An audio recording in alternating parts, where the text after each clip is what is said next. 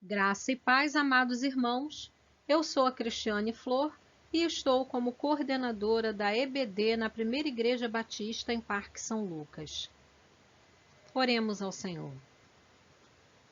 Bondoso Deus, eu peço, Pai, que nos oriente nas tomadas de decisões e principalmente em nossas escolhas, ó Pai. Que nós possamos estar sempre atentos, sempre dispostos, com o coração aberto, pronto para te ouvir e te obedecer. Essa é a minha petição, em nome de Jesus. Amém. A lição de hoje é a lição 13. Não fuja das decisões difíceis. O texto base encontra-se em Neemias, capítulo 13. Eu peço aos irmãos que leiam todo o capítulo para que vocês tenham uma melhor compreensão de todos os tópicos que nós vamos abordar aqui na lição de hoje. Eu te convido a aprender mais sobre a palavra de Deus. Introdução. Vimos nas lições deste trimestre a saga do povo de Deus na volta para Jerusalém. Depois de submetidos a uma terrível humilhação, sendo escravizados por 70 anos na corrupta Babilônia. Foi quando entrou em cena o gigante Neemias, o qual, após chorar, jejuar e orar, procura o monarca Artaxerxes, obtém o aval necessário, volta ao seu país, reúne as forças do seu povo judeu e, mesmo enfrentando as mais duras e cruéis tentações, dando uma prova inequívoca de temor a Deus e liderança, restaura os muros da cidade em espantosos 52 dias. Tudo isso ocorreu, provavelmente, em 444 a.C.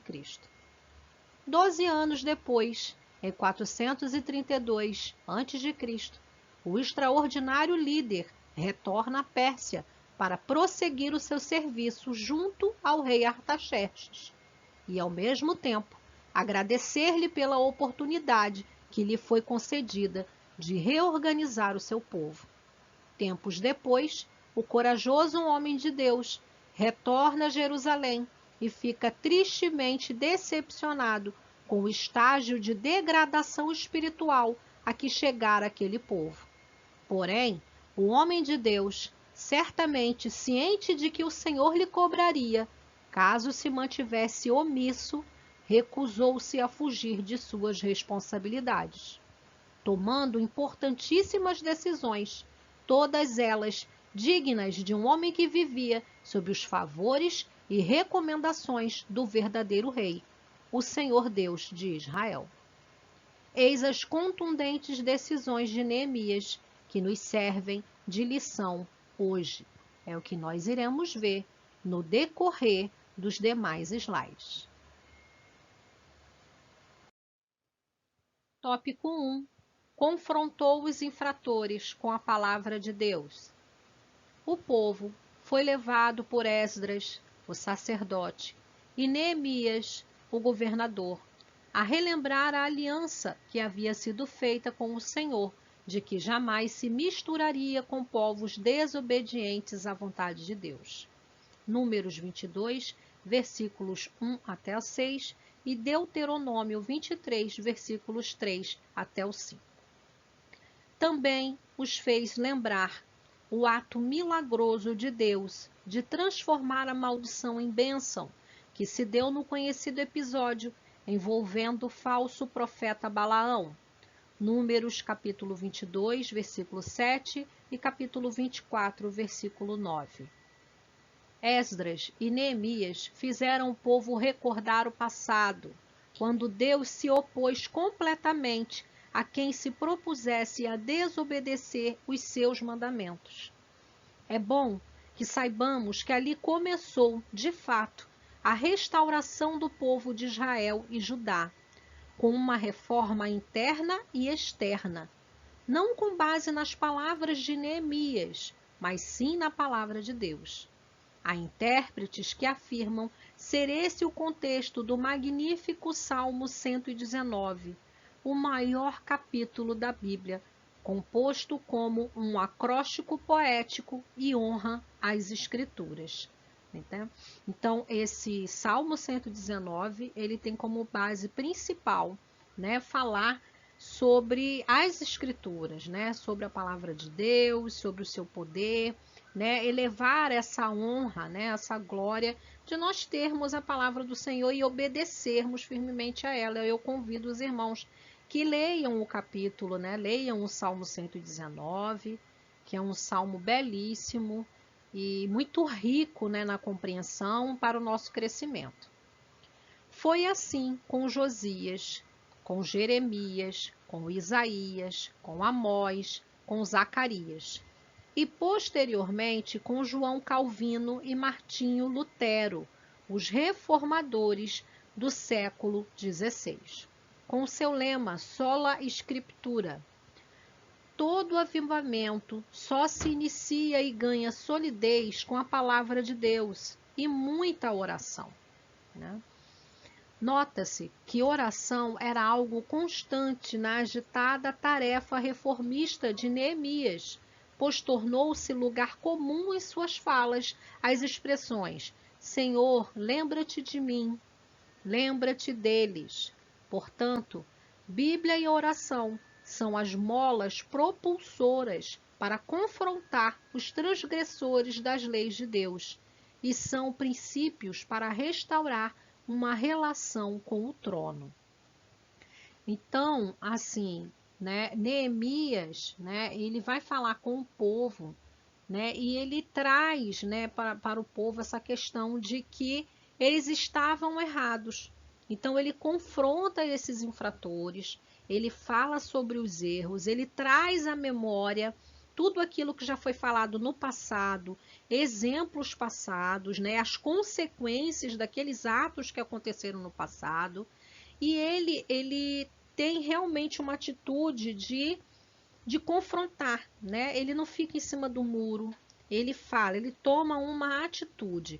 Então eu trouxe aqui em Provérbios, capítulo 28, versículo 23, esse provérbio fala justamente sobre a questão do posicionamento, né? E qual a consequência da pessoa que repreende, claro, repreender com educação, saber usar as palavras, né, no momento correto, no local apropriado, né? Não é com brutalidade, é uma repreensão feita apropriadamente, né? Então, o Provérbios, ele está falando justamente qual é a consequência de quem toma esse posicionamento correto, de que está realmente repreendendo aquela pessoa que você está vendo que a pessoa está fazendo algo errado, né? Algo que vai contra Deus, está afrontando principalmente a Deus. Ele, como um líder, né? Você que possui alguma posição de liderança, seja na igreja ou seja na sua casa, você precisa ter esse posicionamento e repreender quando for necessário. Então, Provérbios fala assim: quem repreende o próximo obterá, por fim, mais favor do que aquele que só sabe bajular, né? Então, ele vai acabar colhendo mais favor de Deus, favor daquela pessoa mesmo, porque ele está falando para o bem, do que aquele que só sabe bajular, passa a mão na cabeça. Porque se você está passando a mão na cabeça de uma pessoa que está fazendo algo errado, principalmente se é alguém muito próximo de você, você só está empurrando com a barriga aquele problema. E ele vai crescer até o ponto que aquilo ali vai chegar num momento que você não vai mais conseguir lidar com ele, porque você foi procrastinando, né, essa decisão e esse posicionamento, né? Davi, uma vez confrontado por Natã, não titubeou quando chorando disse: contra ti somente pequei. Agora, torna a dar-me a alegria da tua salvação. Você pode ler o Salmo, né? Salmo 51, versículos 4 e 12. E depois, já restaurado, Davi declara: sacrifício agradável a Deus é o espírito quebrantado, coração quebrantado e contrito. Não o desprezarás, ó Deus. Então ele fala que é um sacrifício agradável a Deus, a gente está com o espírito quebrantado, né? Ou seja, a gente reconhecer que errou. Esse reconhecimento e a mudança nessa postura, né, mediante aquele ato, né, errôneo, isso é um sacrifício agradável a Deus. E Deus não despreza essa pessoa que está com o coração contrito, quebrantado, ele está arrependido e ele muda o posicionamento, né? Então, novamente, em Provérbios, esse Provérbios 15, versículo 31, aí ele já vai falar não da postura de quem fez a repreensão, mas de quem ouviu a repreensão, né? Como a gente já deu aqui o exemplo de Davi, né? Que ele ouviu a repreensão do profeta Natã, né? E ele ficou com o coração arrependido, ele pediu perdão a Deus e mudou sua postura.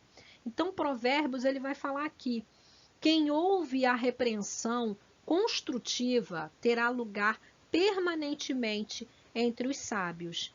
E lembrando, né, que Davi é conhecido como um homem que tinha o coração segundo o coração de Deus, né? Ele errou, ele praticou sim, ele teve atos errôneos, mas ele procurou se consertar, ele pediu perdão a Deus, e é um rei que foi o rei mais conhecido, né, de Israel, até hoje é lembrado. A gente tem bons exemplos, né, do seu comportamento, né, e tiramos grandes lições, né, sobre a história de Davi.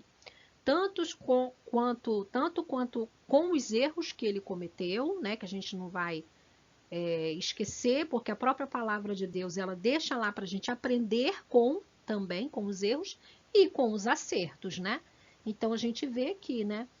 Então o próprio Provérbios aqui já disse, né, que quem ouve essa repreensão construtiva terá um lugar permanentemente entre os sábios, né? Os sábios vão lembrar, as pessoas vão perpetuar aquela história daquele bom comportamento, né, que a pessoa teve. Tópico 2. Confrontou o sumo sacerdote Eliasibe por dar guarida no santuário a um inimigo do povo de Deus. Neemias foi muito firme com Eliasibe pelo duplo erro cometido, ao aparentar-se com o ímpio Tobias, casando-se com a sua filha, e negociar com o referido pagão, oferecendo-lhe moradia em lugares sagrados. Com uma sensibilidade espiritual aflorada, o homem de Deus não poupou esforço em erradicar tal situação. Tão logo chegou a Jerusalém, encontrou aquele desatino e imediatamente lançou fora do templo os móveis de Tobias e, determinado, iniciou um processo de purificação do local, que fora construído e reconsagrado 116 anos antes, em 516 a.C., para o louvor e adoração ao Deus verdadeiro. Com Eliasibe, o relapso sumo sacerdote, aprendemos que é possível líderes ouvirem apenas os seus corações e cometerem enganos absurdos que provoquem a indignação de Deus. Nesse caso aqui, né, do Eliasibe, né, que também estava com ele, era um sacerdote, né, um sumo sacerdote. Aí ele comete um duplo erro, né? Ele não só se casa, né, com a filha de Tobias, que ele era ímpio, né? Ele não era, né, do povo de Israel, né? Era pagão, ou seja, adorava outros falsos deuses, né? E isso a palavra já vinha, né, orientando, dizendo que não era para ter união, né, com esses outros povos, para que o povo não viesse a se corromper. Então esse já foi um erro que ele cometeu.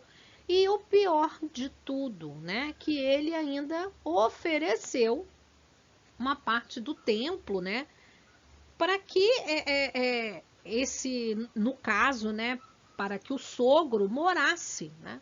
Imagina, né, colocar dentro do templo, numa parte do templo ali, vamos dizer assim, um quarto, né, um ambiente ali, para que o sogro morasse, colocasse os seus móveis ali e morasse dentro do templo, um templo que foi construído, consagrado para louvor e adoração a Deus.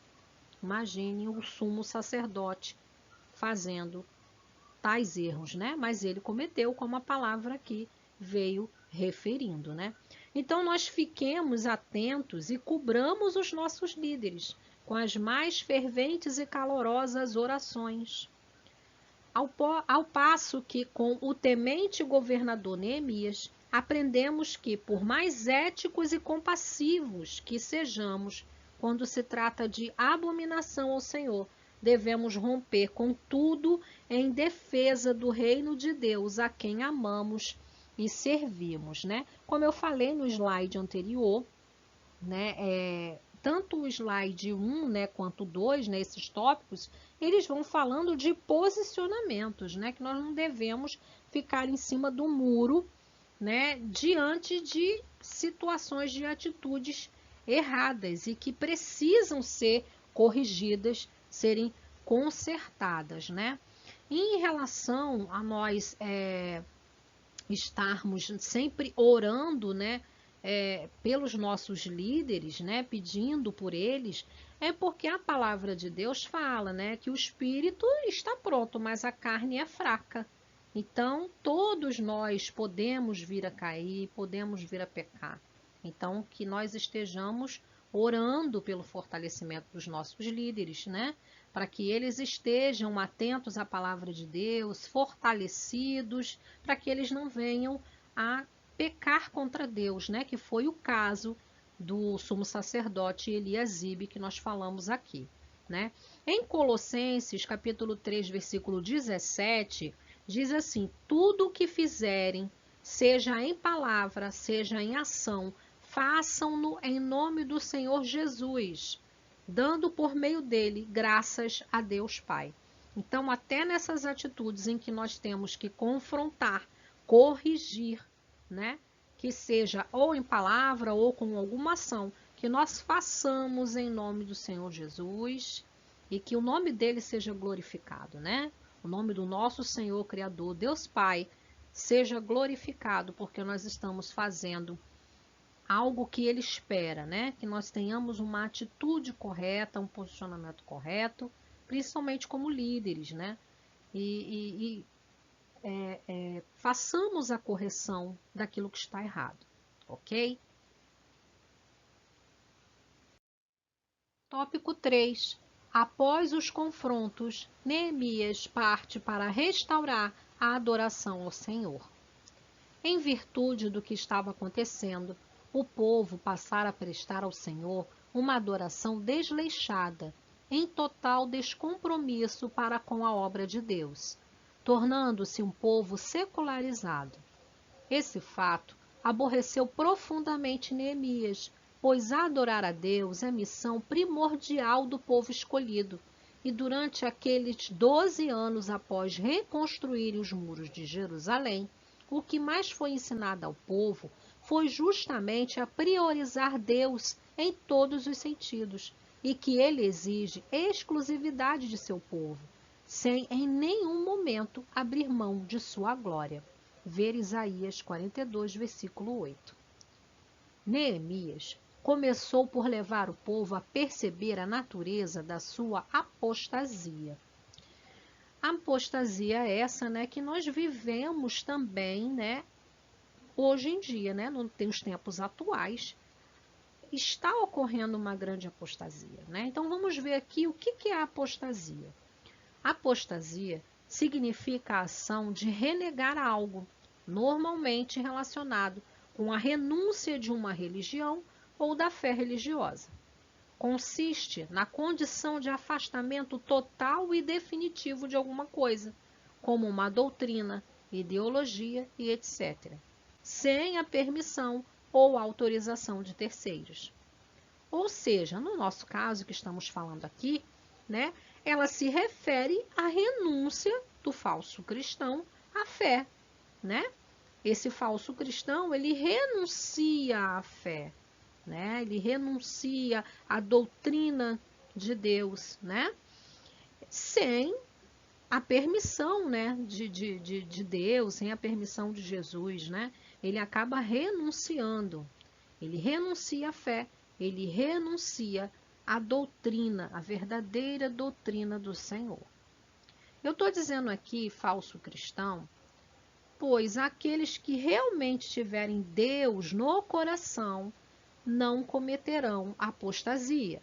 Por que eu estou dizendo isso? Vamos lembrar da parábola do semeador.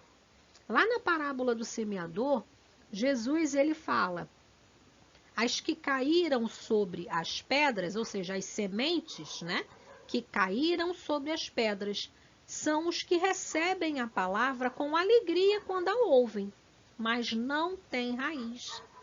Creem durante algum tempo, mas desistem na hora da provação. Leiam Lucas, capítulo 8, versículo 13. Então, Jesus ele já estava dando um exemplo desses falsos cristãos. Porque, a princípio, quando eles recebem a palavra, né, eles recebem até com alegria, com vontade de obedecer e de seguir. Mas não tem raiz, não é profundo, é superficial. Creem durante algum tempo, mas quando vem a provação, eles desistem. E nós sabemos, nós cristãos sabemos, que nós vamos ter muitas provações, muitas aflições. A própria palavra de Deus ele fala: na vida tereis aflições. Mas Jesus também ele fala: mas tende bom ânimo, porque eu venci o mundo. Ele venceu o mundo e deixou conosco, né, o nosso consolador, um orientador, um apoiador, que é o Espírito Santo. Nós não estamos sozinhos. Então, como ele venceu essas aflições, essas provações, revestidos no Espírito Santo de Deus, fortalecidos em Cristo Jesus, nós também temos condições de vencer essas mesmas provações. Amém? Então, por isso que eu falei aqui que a apostasia, no caso, está mais relacionado a esses falsos cristãos, porque eles realmente, verdadeiramente, não aceitaram Jesus Cristo como seu único e verdadeiro Senhor e Salvador. Tópico 3.1. As características de uma adoração desleixada. Ou, melhor dizendo, né, as consequências que uma adoração desleixada ocasiona. Primeiro, o povo parou de ser dizimista. Podemos ver que a primeira atitude, que mostra o esfriamento na fé e o distanciamento da vontade de Deus, é sonegar os dízimos e as ofertas. Como tão bem descreve Malaquias 3, versículos 8 até o 10, profeta que, segundo os estudiosos, foi levantado por Deus justamente nesse contexto do avivamento de Judá sob a liderança de Neemias, por volta do ano 428 a.C.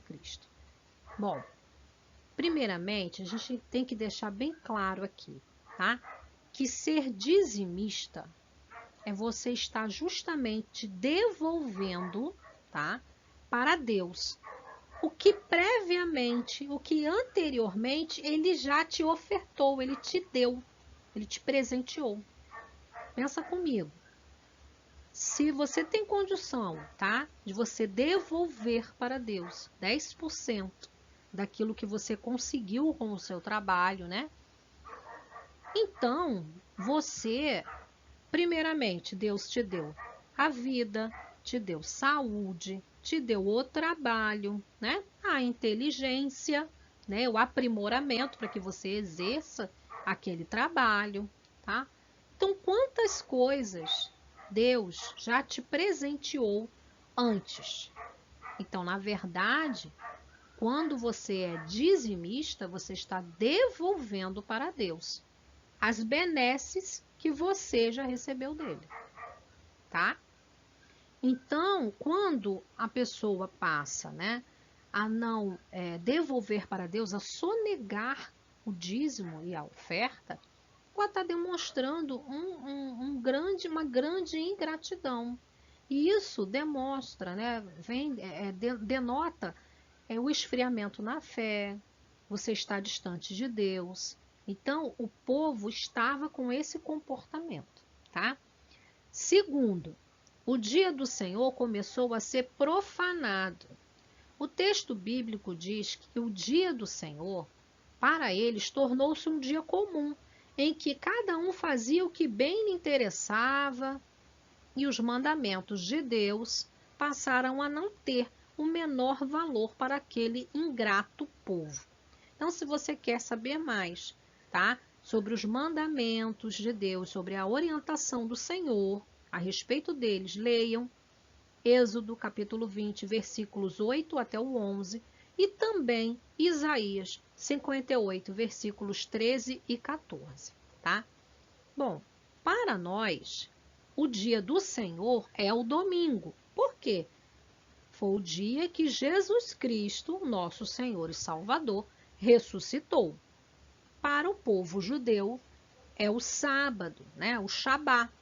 Eles, por ainda não terem alcançado esse entendimento, não reconhecer o que Jesus Cristo, que o Rei dos Reis, o Salvador, veio, e que é Jesus, e que já morreu na cruz por nós, né, para nos remir dos nossos pecados. Então, eles ainda fazem a guarda do sábado, é o Shabá.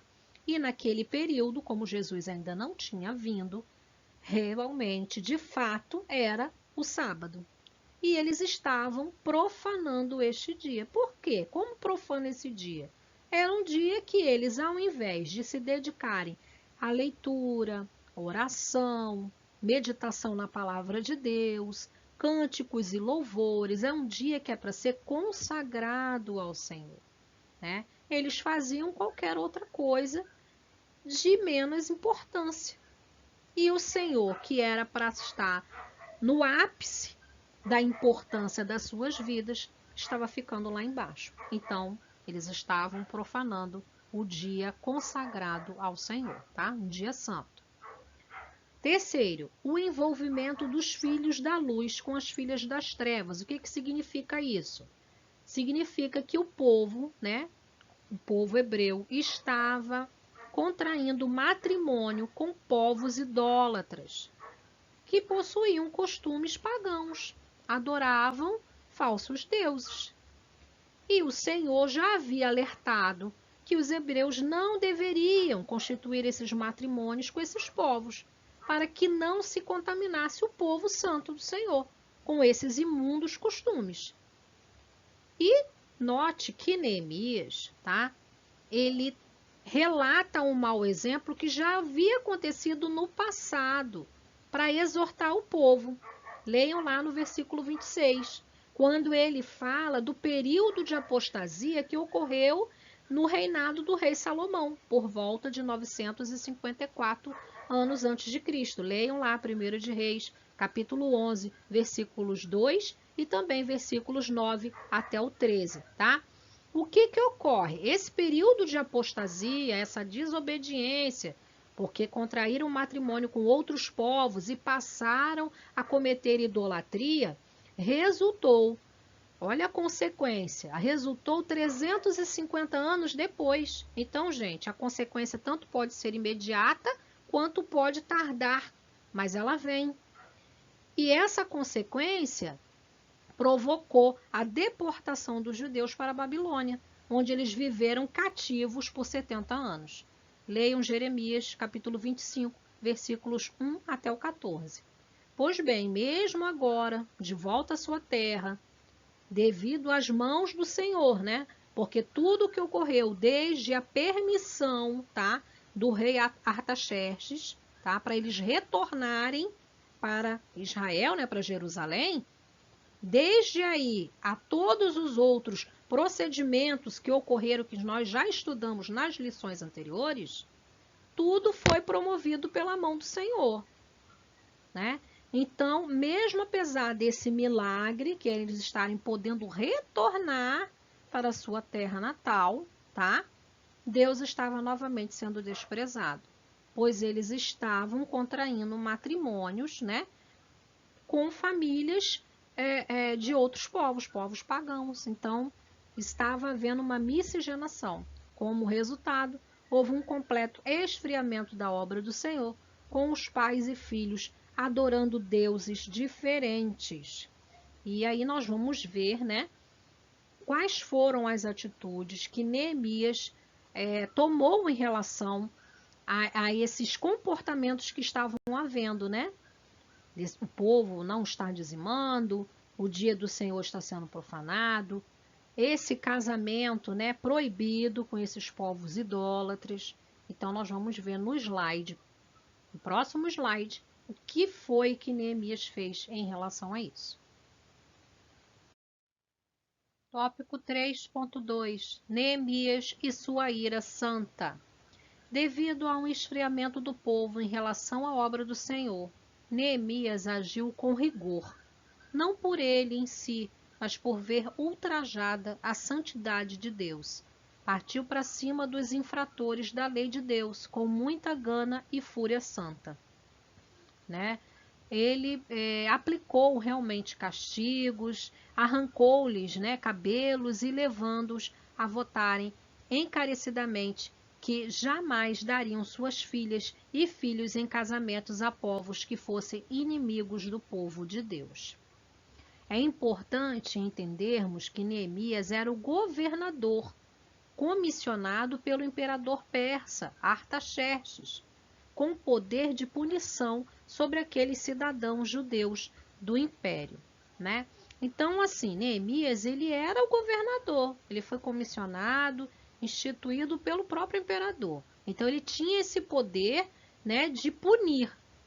Além dele ter esse poder, né, de punir como governador, ele estava aplicando um castigo perante também ao que Deus já havia ensinado, né? Porque eles estavam infringindo a lei de Deus, né? Então, esse castigo, essa punição que houve, né? E esse arrancamento, né, de cabelos, a gente vai falar mais aqui adiante, era para que eles entendessem realmente que eles haviam cometido um erro e que precisavam ser corrigidos, né? E levou a eles, né, a votarem, ou seja, a darem a sua palavra, né, de que jamais dariam suas filhas e filhos a casamentos com povos, né, que fossem inimigos de Deus, né, porque povos idólatras, se o povo é idólatra, adora falsos deuses, é inimigo de Deus. Não tem como fugir dessa regra, porque Deus ele não aceita dividir a sua honra e sua glória com falsos deuses. A palavra fala veementemente sobre isso, tá? Então, assim, o castigo, ele deve ser entendido como uma punição pública, já prevista pelo Senhor em sua palavra. Você pode ver a referência sobre essa punição pública e que foi prevista pelo próprio Senhor, tá? Você pode ler lá em Salmos, capítulo 84, Salmos, capítulo 89, versículo 32, Provérbios 10, versículo 13 e também Provérbios, capítulo 26, versículo 3, tá? Então, essa punição pública você pode ver nessa referência que eu acabei de citar, tá?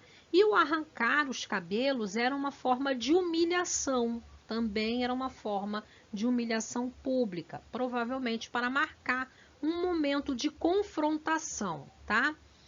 No dicionário, né, bíblico, ele afirma que naquela época o rapar, né, o raspar os cabelos indicava humilhação, punição, desgraça, né? Então isso já era uma indicação de que estava sendo uma punição, estava sendo aplicada uma punição, aquela pessoa estava sendo humilhada porque ela estava realmente passando por um momento de desgraça na vida dela, tá? Há um curioso episódio sobre isso em 2 Samuel, capítulo 10, versículo 1 ao 5. Então, leiam essa referência de 2 Samuel, capítulo 10, versículos 1 ao 5, que está relacionado, inclusive, ao povo de Amon, que é o pivô justamente da questão aqui declarada por Neemias, tá? Então, Neemias, ele teve realmente a atitude de confrontar o povo, tá? Ele confrontou, ele trouxe exemplos que houveram já no passado para que o povo entendesse o motivo daquela chamada pública. Ele realmente puxou as orelhas de todo mundo, chamou a atenção de quem estava errado, tá? E deu o exemplo do passado, do que tinha ocorrido, principalmente, quais eram as consequências desastrosas que eles mesmos já tinham vivenciado, tá? E ele aplicou realmente punição a esses infratores, né? E punições públicas, para que aqueles outros que não cometeram, né, que não tinham cometido esse ato, mas eles ficassem alerta de que havia consequências para quem desobedecesse a palavra de Deus, né, os mandamentos de Deus, tá? Então, assim, muitas vezes nós precisamos tomar decisões muito difíceis, mas se é para a glória de Deus, não podemos fugir nem protelar, né? Nós não podemos procrastinar, como eu já falei num slide anterior, né? Essas decisões e essas atitudes. Se você está numa posição de liderança, principalmente quem é pai, mãe, né? Que está ali liderando, ensinando, você não pode ficar procrastinando essas decisões, em punir se for necessário, né? E chamar a atenção, advertir.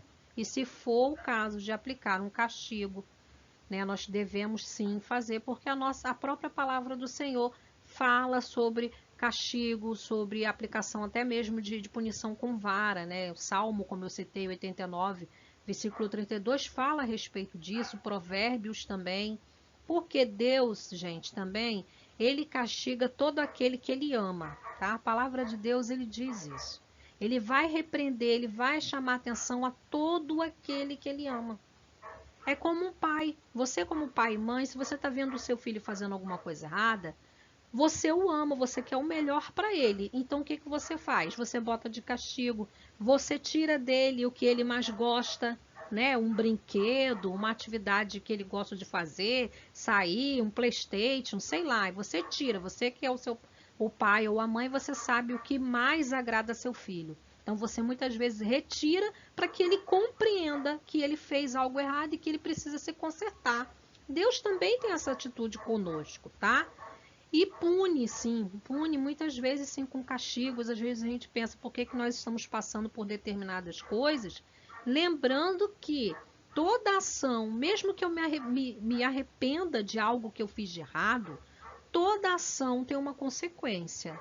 Então, assim, eu reconheci que eu fiz, né, algo errado, aquilo não vai me isentar de colher aquele fruto ruim que eu plantei na semente lá passada, né? Era uma semente amarga, eu não vou poder colher um fruto doce, né? Então, a gente tem que ter isso em mente. Eu vou passar por isso. Só que eu vou passar sob os olhos de Deus e com a presença, né, do Espírito Santo ali me fortalecendo, porque eu reconheci que eu errei. E vou continuar na caminhada, tentando corrigir aquele meu erro e me mantendo no caminho certo, tá bom? Então, assim, é necessário que a gente tenha uma atitude correta, né?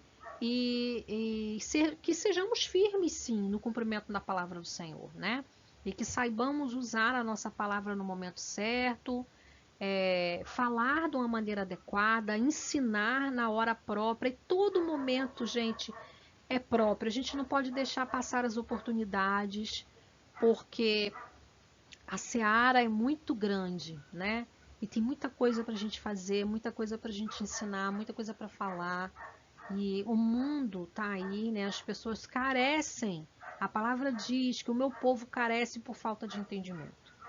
Então, a gente precisa estar sempre disposto a falar, a chamar a atenção, sim, a trazer, né, aos olhos daquela pessoa a verdade, que é a verdade de Deus, a palavra de Deus. Amém? Então, assim, para nós fecharmos a nossa aula, em Tiago, capítulo 1, versículo 22, ele diz assim: sejam praticantes da palavra e não apenas ouvintes, enganando-se a si mesmos, né? Porque nós não enganamos a Deus, Deus conhece o nosso coração, ele sonda os nossos passos, ele vê tudo. Então, se a gente conhece a palavra, mas nós não somos praticantes, somos apenas ouvintes, nós só estamos enganando a nós mesmos. A gente pode até enganar ali uma pessoa próxima, né, um vizinho, um parente, um amigo, a gente até engana eles, né? E a nós mesmos, mas enganar ao Senhor, ninguém engana. Deus vê tudo, sonda os nossos corações, sabe exatamente o que tem plantado aqui dentro dos nossos corações, tá? Então, que nós possamos ter em mente que Deus está conosco o tempo todo e que nós precisamos, sim, sempre observar para nós mesmos que há sempre algo que a gente pode corrigir e que a gente pode melhorar, porque nós estamos aqui num processo de santidade. Processo já dá a entender, é etapas. Eu vou viver cada dia será uma etapa vencida com a graça do Senhor, com o fortalecimento em Jesus Cristo. Amém? Queridos, nós vamos terminar aqui não só essa lição, né?